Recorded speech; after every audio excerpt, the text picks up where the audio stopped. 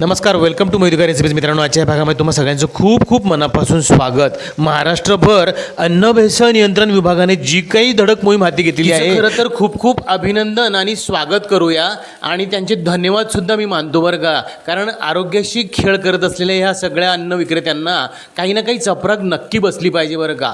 म्हणजे भेसळयुक्त पदार्थांमुळे जर तुमच्या जीवाशी काही खेळ होत असेल तर तो अगदी चुकीचा आहे आणि अशा लोकांसाठी हे खूप मोठं संकट आहे बरं का. ह्या विभागाची जी कारवाई आहे ते त्यांच्यासाठी संकटाचा काळ आहे, पण अशा संकटाच्या काळामध्ये तुम्ही संधी शोधू शकतात बरं का. जशी ह्या व्हिडिओमध्ये दीपालीने शोधलेली आहे ते आम्ही तुमच्यासोबत शेअर करणार आहोत. प्रत्येकाच्या घरामध्ये फोन आहेच आणि जो व्हॉट्सअप नंबरशी जोडलेला नाही असा एकही नंबर किंवा एकही फोन नाही बरं का. आणि मग त्या व्हॉट्सअप ग्रुपचा खूप आपण वेगळ्या पद्धतीने उपयोग कसा करून घ्यायचा आजच्या व्हिडिओमध्ये आपण ते बघणार आहोत. उगाचच good morning good night message share करत बसण्यापेक्षा तुमच्याकडे असलेली कला त्यावरती प्रमोट करा ना शेअर आपसामध्ये आणि मिळवा त्यातनं काही रोजगाराची संधी जशी दीपालीला सापडली आहे. दीपालीने याची छोटीशी सुरुवात कशी केली आहे तुम्हाला मी प्रॅक्टिकली व्हिडिओच्या शेवटच्या भागामध्ये दाखवणारच आहे. संपूर्ण व्हॉट्सअप ग्रुप ती कसं ऑपरेट करते ते सुद्धा तुम्हाला दाखवणार आहे. त्याआधी तुम्हाला मी सांगतो ती अतिशय उत्तम समोसे, कचोऱ्या किंवा अनेक पदार्थ बनवते बरं का. मग त्यातले 2-3 पदार्थ आम्ही सुरुवातीला आता निवडून घेतलेले आहेत. त्यातलं तुम्हाला मी समोसाची रेसिपी सुद्धा इथे दाखवण्याचा प्रयत्न करत आहे बरं का.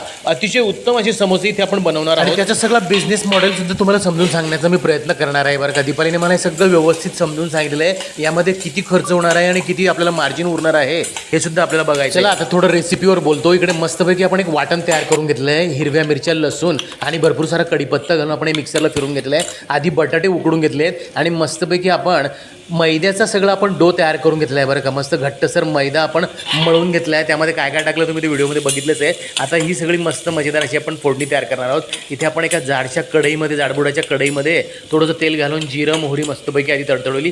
त्यामध्ये बारीक चिरलेला कांदा आपण घातलेला आहे आणि त्यात पाव चमचा हळद घालून आपण हे सगळं मिश्रण जे मिक्सरला वाटून घेतलं आहे, हिरव्या मिरच्या, लसूण आणि कढीपत्त्याचं, हे त्यात घालायचं आहे आणि मस्त ते सगळं परतून घ्यायचं आहे बरं का छानसं.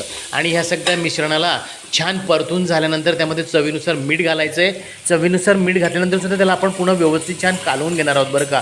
आणि हे छान परतून झाल्यानंतर यामध्ये आपण बटाटे जे उकडून घेतलेले आहेत ते छान कुस्करायचे आहेत. मित्रांनो, तुम्ही अजूनही चॅनलवर नवीन असाल तर चॅनलला सबस्क्राईब करा. माझ्या रेसिपीज आणि आमची ही सगळी कन्सेप्ट तुम्हाला आवडत असेल तर चॅनलला सबस्क्राईब करून तुम्ही याला लाईकसुद्धा जरूर करा बरं का. आणि तुमच्या मित्र आपते स्टारमध्ये ज्यांना कोणा गरज असेल या सगळ्या विषयाची त्यांच्यापर्यंत तुम्ही हे सगळं शेअरसुद्धा जरूर करा. आता ह्या संपूर्ण व्हिडिओमध्ये आपण अर्धा किलो इतका मैदा वापरतो आहोत बरं का मित्रांनो. अर्धा किलो मैदा आणि 800 ग्रॅम इतके आपण उकडून घेतलेले बटाटे घेतलेले आहेत. एवढ्या सगळ्या ह्या मिश्रणापासून आपण किती समोसे बनवणार आहोत आणि किती खर्च येणार आहे आणि तुम्हाला ते किती नफ्याचं मार्जिन यामध्ये उरणार आहे हे तुम्हाला बघायचं आहे. व्हिडिओ खूप इंटरेस्टिंग होणार आहे. व्हिडिओ शेवटपर्यंत बघा. बरं, आपण फोडणी तयार करताना त्यामध्ये मीठ घातलंच होतं. आता बटाट्यांच्या प्रमाणानुसार आपण वरतून सुद्धा यामध्ये मीठ घातलं आहे आणि बारीक हिरवी चिरून घेतलेली पण मस्तपैकी कोथिंबीर सुद्धा यात घालायची आणि हे मस्तपैकी मिक्स करून घ्यायचं बरं का. आता समोसामध्ये फील करण्यासाठी आपण हे स्टफिंग तयार करून घेतलेलं आहे. तुम्ही बघू शकतात आता किती मजेदार दिसते बरं का. आणि आपण हे सगळं घरगुती करत आहोत त्यामुळे स्वच्छतासुद्धा अगदी एक्स्ट्रीम लेवलवरची आपण इथे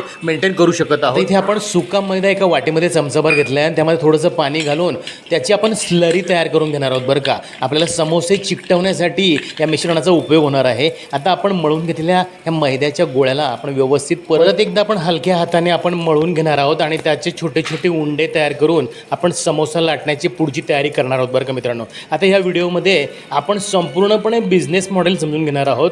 इथे आपल्याला किती नफा तोटा असणार आहे आणि आता अन्न भेसळ नियंत्रण ह्या सगळ्या विभागाकडनं जर याच्यावरती कडक कारवाई होते तर आपल्याला सुद्धा नियम पाळावेच लागणार आहेत बरं का. त्यासाठी लागणारे कागदपत्र किंवा लायसन्स वगैरे तुम्ही तयार करून घेऊ शकतात. त्याची इत्थंभूत माहिती मी तुम्हाला या व्हिडिओमध्ये शेवटी देणार. आणि मग ही सगळी प्रक्रिया आम्हाला जमते म्हणजे तुम्हालाही जमेल, कोणालाही जमेल. इतकी ती सोपी असते बरं का. फक्त आपण चौकशा करत नाहीत किंवा त्या प्रक्रिया नेमक्या कशा असतात. लायसन्स म्हटलं की आपल्याला भीती वाटते. परवानगी मिळण्यास अगदी सोपं असतं. काही त्याच्यासाठी अगदी जुजबी डॉक्युमेंट्स ते मागवले जातात आणि त्याची फीसुद्धा काही फार तशी जास्त नसते बरं का. आपण चौकशी जर कराल तर अगदी माफक शुल्कामध्ये तुम्हाला हे सगळे लायसन्सेस उपलब्ध करून दिले जातात. आपण फक्त त्याची चौकशी करून पूर्तता करणं एवढंच गरजेचं असतं आणि नियम पाळणं तसंही काही फार अवघड नसतं बरं का. आता आपण पदार्थांबद्दल बोलूया. इथे आम्ही समोसा आमच्याकडे चांगला बनवला जातो म्हणून आम्ही समोसा, कचोरी किंवा असे काही 2-3 पदार्थ पदार्थ आम्ही सिलेक्ट केलेले आहेत. प्रत्येकाच्या घरामध्ये काही ना काही वैशिष्ट्य असतं बरं का.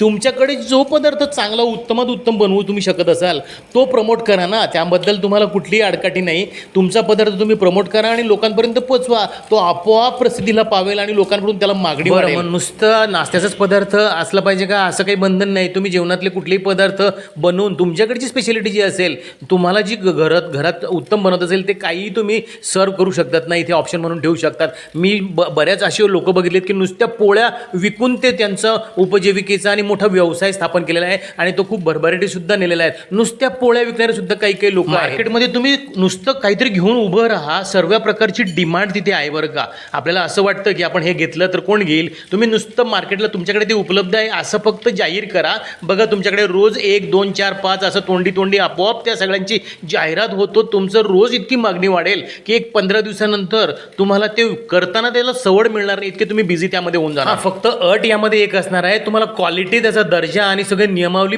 पाळून हे सगळं करायचं आहे बरं का. अन्न भेसळ नियंत्रण कक्षाचं म्हणणंच हे सगळं असं आहे. इतकं सोपं गमक तुम्ही जर हेरलं तर मात्र मी तुम्हाला आवर्जून गॅरंटीने सांगतो की हे सगळे धाड टाकणारे लोक तुमच्याकडे आवर्जून खायला येतील. बरं मी तुमच्याशी सगळं हे काही बोलतोय तोपर्यंत आपल्याकडे समोसे पॅकिंग सुद्धा चालू झालेली बरं का. दीपालीने अजिबात वेळ वाया न घालवता एक समोसा मस्तपैकी पॅक करायला सुरुवात केलेली आहे आणि ते अगदी सोपी अशी प्रक्रिया आहे समोसे पॅकिंग करणं किंवा रेसिपी तुम्ही कुठूनही कशी मिळवूही शकतात. आपल्या चॅनलवरती भरपूर प्रमाणामध्ये समोसे, कचोऱ्या, विविध प्रकारचे स्नॅक्सचे आम्ही व्हिडिओ अपलोड केले आहेत. तुम्ही तिथून सुद्धा घेऊ शकतात किंवा तुमच्या घरातला, मी तुम्हाला नेहमी परत सांगतोय की तुमच्या घरातला एखादा पदार्थ असेल तर तुम्ही त्या अशा बिझनेसमध्ये तुम्ही त्याला आणू शकतात आणि तुमच्या युनिक नावाने तुम्ही त्याला प्रमोट करू शकतात. आता इथे आपण हे संपूर्ण समोसे तयार करून घेतले आहेत. तुम्ही बघू शकतात अर्धा किलो मैदा इथे वापरून आपण जवळपास 18 समोसे बनवलेले आहेत बरं का. आणि हे चांगले मोठ्या आकाराचे समोसे बनलेले आहेत. आणि इथे तुम्ही बघू शकतात आपण शेवटचे 1-2 समोसे आता स्टफ करून घेत आहोत. स्टफिंग त्यामध्ये भरून घेत आहोत.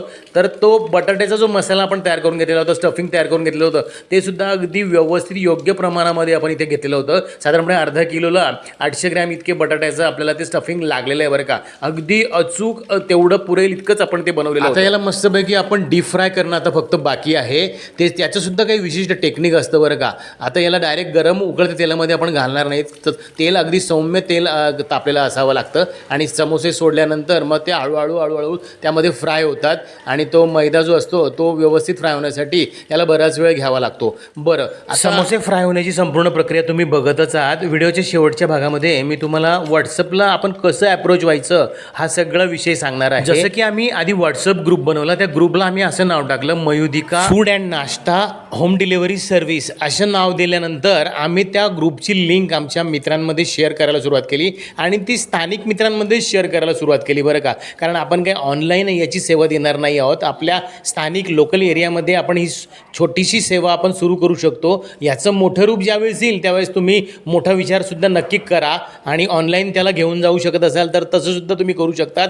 पण आत्ता तुर्तास आपल्याला ह्या ग्रुपसाठी असं अप्रोच होणं जास्त गरजेचं आहे की आपल्याला स्थानिक लोकांच्या संपर्कात लवकरात लवकर कसं येता येईल हे आपण बघायचं. आम्ही होम डिलिव्हरीसुद्धा देतो. अशा पद्धतीचं आम्ही प्रमोशन त्या आमच्या व्हॉट्सअप ग्रुपमार्फत सुरू केलं. मग त्यामध्ये आपण प्रमोट करणार असू त्या पदार्थांच्या छोट्या क्लिप तयार करून आम्ही त्या ग्रुपमध्ये शेअर करायला लागलो. गंमत वाटेल तुम्हाला मी सांगतो, आम्ही कचोरी आणि समोसापासून सुरुवात केली, पण मध्ये मग चर्चा ज्या ग्रुपवरती होत असतातच. मग त्यामध्ये काही जेवणाचे पदार्थ मिळतील का ऐनवेळी तुम्हाला सांगितलं तर, अशा सुद्धा काही डिमांड यायला लागल्या. मग आम्ही त्या पद्धतीने विचार करायला लागलो आणि तसे सुद्धा पदार्थ आम्ही प्रोव्हाइड करायला लागलो बरं. पण मग सुरुवातीला आम्हाला ऐनवेळी ते पुरवता येणं अशक्य वाटायचं. त्यामुळे आम्ही एक छोटीशी अट अशी घातली की जर तुम्हाला सकाळच्या जेवणासाठी जर हवं असेल तर तुम्ही आम्हाला रात्री किंवा आदल्या दिवशी तुम्ही आम्हाला त्याचं इंटिमेशन दिलं पाहिजे आणि संध्याकाळच्या जेवणाला जर हवं असेल तर ॲटलिस्ट तुम्ही सकाळी आम्हाला त्याचं इन्फॉर्मेशन दिलं पाहिजे. त्यावेळेसच मग आम्हाला ह्या सगळ्या गोष्टी सोप्या व्हायला लागल्या आणि अशा पद्धतीने आमचा हा ग्रुप खूप सहज अगदी सुरू झाला बरं का. आणि त्यातनं बऱ्याच गोष्टी अशा आम्हाला मिळायला लागल्या. आता यामध्ये तुम्हाला तुमच्या बाजूने 2 ऑप्शन तुम्ही ठेवू शकतात. होम डिलिव्हरी जर तुम्हाला शक्य नसेल तर तुम्ही टेक अवे पॉईंट तुम्ही तुमचा बनवू शकतात आणि जर समजा होम डिलिव्हरी तुम्ही जर देणार असाल तर त्याचे एक्स्ट्रा चार्जेस तुम्ही त्यासाठी मिनिमम कॉस्ट त्यांची तुम्ही ठरवून घ्या की इतकी तुम्ही ऑर्डर असली की आम्ही होम डिलिव्हरी देऊ. अशा पद्धतीने सुद्धा तुम्ही तुमचं प्रमोशन करू शकतात, त्याला मार्केट करू शकतात. इथे बघू शकतात तुम्ही आपण मस्तपैकी त्यासोबत मिरच्यासुद्धा तळून घेतलेल्या आहेत छान आणि त्याला आता आपण व्यवस्थित पॅक करून आपण ही पहिली ऑर्डर आपण देणार आहोत. बरं, आता ह्या 18 समोस्यांसाठी आपल्याला सरासरी सगळा 100 रुपये इतका खर्च आलेला आहे बरं का. आणि या सगळ्या याचा मार्जिन जर तुम्ही धरलं तर 20 रुपयाप्रमाणे जरी तुम्ही एक समोसा विकला तरीसुद्धा 360 रुपये तुम्हाला मिळतात. म्हणजे 260 रुपये तुमचा निव्वळ नफा ह्या 18 समोसांच्या मागे मिळतोय बरं का. यातनं 2-3 गोष्टी सोशल मीडियाचा अगदी मजेदार असा उपयोग होईल. तुमचा वेळ सत्कारमी लागेल, 2 पैसे मिळतील आणि सगळ्यात महत्त्वाचं म्हणजे तुमची कला जोपासली जाईल आणि त्याचं तुम्हाला योग्य ते मोलही मिळेल बरं का. आपण खऱ्या अर्थाने आत्मनिर्भर होऊ शकतो. तुम्हाला ही सगळी संकल्पना कशी वाटली मला कमेंट करून नक्की कळवा. व्हिडिओ पुढील बघा तशाच मजेदार माहितीपूर्ण व्हिडिओचा. तोपर्यंत बघत राहा माहिती recipes. Thank you for watching. Goodbye. Take care.